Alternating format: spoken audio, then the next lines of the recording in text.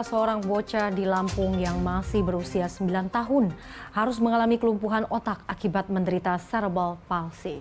Tidak hanya itu, dirinya juga menderita bibir sumbing serta penyakit paru-paru dan hanya bisa tertidur lemas. Seorang bocah berusia 9 tahun yang berasal dari keluarga miskin di Lampung saat ini membutuhkan perhatian khusus karena menderita penyakit komplikasi. Tidak hanya menderita bibir sumbing, bocah perempuan bernama Sela ini juga menderita lumpuh otak atau cerebral palsy serta penyakit paru-paru.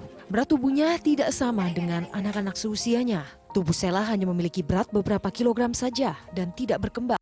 Bahkan kedua kakinya kini sudah melengkung. Buah hati dari pasangan Gunawan dan Herawati ini hanya bisa tergolek lemas saja karena kedua orang tuanya tidak mampu membelikan kursi roda. Mereka hanya mampu merawat putri kesayangannya itu seadanya.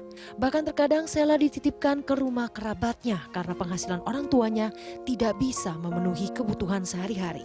Meskipun begitu, kedua orang tua Sela tidak pernah mengeluh. Ibu Sela, Herawati, sangat menyayangi buah hatinya.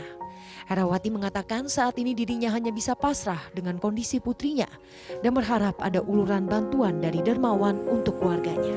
Sebenarnya, ya kayak gitu aja, nggak bisa apa-apa. Pekerjaan ibu sendiri apa? Ibu rumah tangga.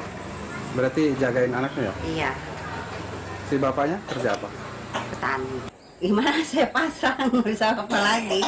Kalau ada orang nolongin saya, ya harapan saya ada yang nolongin. Soalnya itu saya mau kontrol juga itu, soalnya pernah ada paru-parunya itu. Seenggaknya ya batuknya itu udah hilang lah gitu.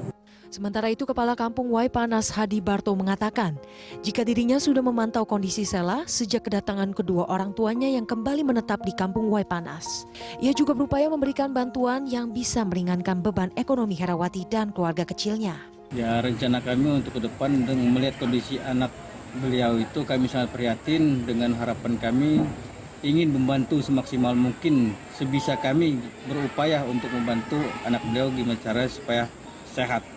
Dengan kondisi Sela ini diharapkan bantuan tidak hanya datang dari warga, namun dari pemerintah setempat untuk segera memberikan bantuan agar kondisi Sela semakin membaik. Roy Triyono, Tanggamus, Lampung. Ya, hingga kini di Indonesia masih minim data cerebral palsy. Berdasarkan data Susenas PPS RI tahun 2012 lalu, tercatat ada sebanyak 532.310 anak yang menderita cerebral palsy. Rata-rata setiap 9 dari 1.000 kelahiran hidup terlahir dengan cerebral palsy. Lantas apa sebenarnya penyebab dan juga gejala dari anak penderita? Berikut kami tampilkan datanya untuk Anda.